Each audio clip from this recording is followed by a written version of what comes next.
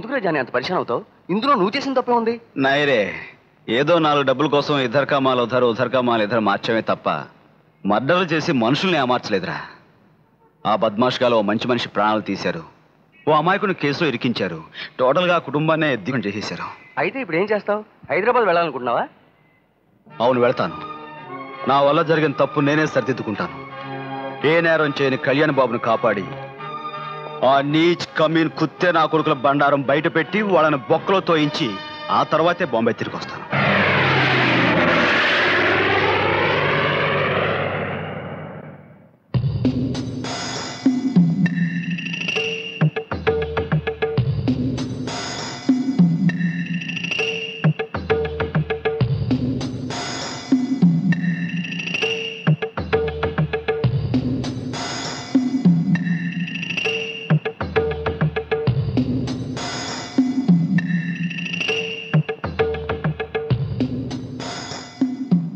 ఏంటమ్మా ఇది? తమ్ముడు ఏమయ్యాడోనని దిగులు బెంగతో ఎన్ని రోజులు నువ్వు తినడం మానేస్తావమ్మా? పస్తులుండడం వల్ల పరిస్థితులు బాగుపడతాయా?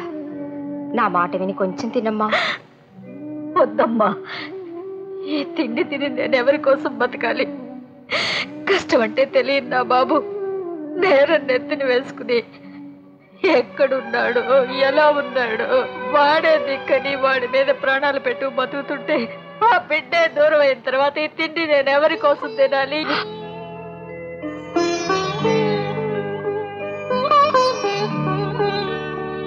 మాయా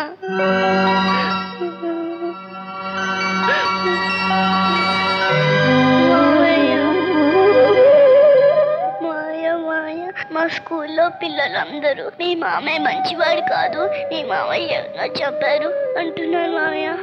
నేను అన్నాను మా మామయ్య అలాంటి వాడు కాదు, మా మామయ్య చాలా మంచివాడు అన్నాను మామయ్య.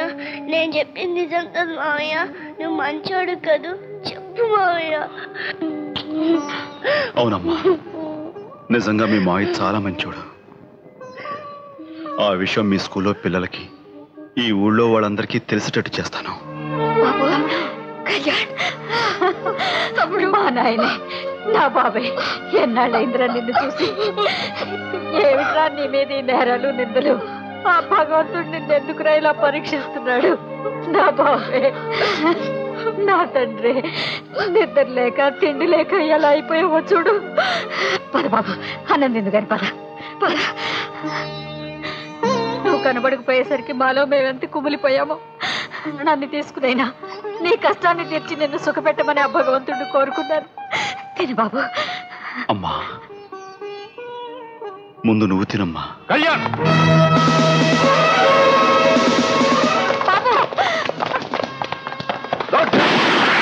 కళ్యాణ్, తప్పించుకోవడానికి ప్రయత్నించొద్దు.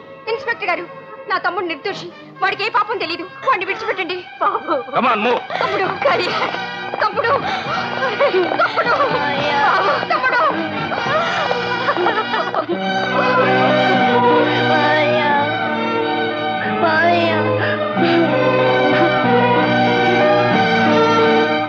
అమ్మా, మీరేం కంగారు పడకండి.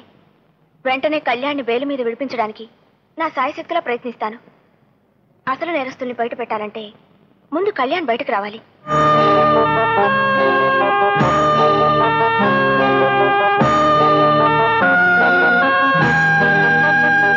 కేసు పూర్వాపరాలు పరిశీలించిన మీదట ముద్దాయి కళ్యాణ్కి 10 లక్షల రూపాయలు బెయిల్ శాంక్షన్ చేయడమైనది.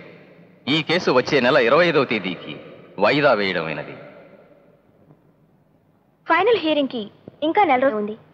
హత్యకి సంబంధించిన సాక్ష్యాలు సేకరించాలి కళ్యాణ్.